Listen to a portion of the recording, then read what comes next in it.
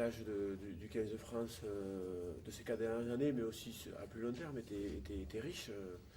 Je parlais d'images qu'a vécu le 15 de France avec un gros caractère, une assise défensive très performante, des fondations, notamment sur les phases de conquête particulièrement solides. Donc on a juste dit qu'une grande partie de notre mission, ça serait de prolonger cette image positive du 15 de France et de cet héritage.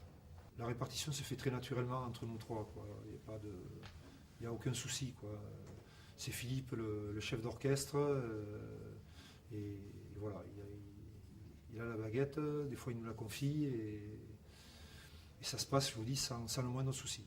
On échange énormément, ça fait déjà une dizaine de semaines qu'on a échangé pas mal sur notre philosophie de jeu, et on compte continuer à faire comme ça. Évidemment, on a chacun à la base nos domaines de prérogatives, mais on va se partager la gestion des séances, l'animation, et je crois que c'est important que les joueurs ne soient pas toujours livrés au même discours.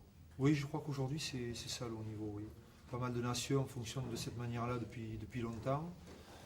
J'ai toujours dit que ce qui me paraissait important, c'était l'addition des compétences, leur mariage, et qu'il y ait un investissement de chaque personne. Pour le vivre depuis plusieurs mois à Biarritz, malgré les difficultés, j'ai vraiment le sentiment que c'est un fonctionnement qui est très positif. Beaucoup d'équipes nationales ont changé de staff. Pas mal de nouveaux joueurs aussi incorporent les effectifs de certaines nations, même si c'est pas forcément vrai pour l'Italie, mais avec un nouveau staff, on serait peut-être aussi dans l'erreur en regardant trop ce qui s'est fait jusqu'à maintenant. Je crois que, comme on l'a dit jusqu'à présent, aujourd'hui, nous sommes tournés vers l'avenir, essayer de mettre en place certaines choses avec cette nouvelle équipe de France.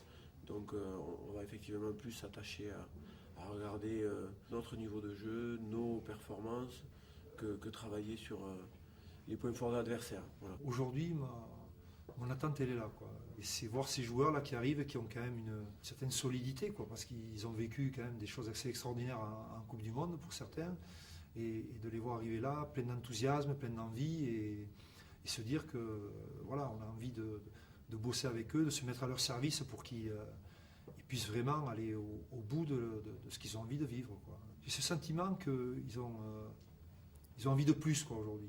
Ils se sont rendus compte qu'ils étaient tout près d'un titre mondial, et je me dis que la mission de ces joueurs internationaux, elle est peut-être différente de ce qu'elle a jamais été, quoi. L'équipe de France avant, c'était voilà, je me souviens d'Abel Ferraz qui disait bon, si on gagne 2 matchs sur 4 dans le tournoi, ma foi c'est bien, voilà, le peuple est content, il s'exprime un petit peu comme ça. Là aujourd'hui on sent qu'il y a peut-être une ambition supplémentaire, et qui est légitime au travers de ce qu'ils ont vécu en finale. Tous les week-ends d'avoir un pied dans le top 14, de voir les joueurs, de connaître les contraintes de notre championnat, de vivre le rythme des entraînements, le rythme un peu effréné des entraînements du top 14, c'est quand même un atout important quand on rejoint Marcoussis, parce que je pense que les équilibres se font mieux. Bon, maintenant ça demande quand même aussi beaucoup de boulot, et c'est vrai que le rythme est un peu intenable, je pense, pour Patrice également, mais bon, c'est un tel bonheur de travailler pour l'équipe nationale que c'est comme ça. Yannick, j'ai juste une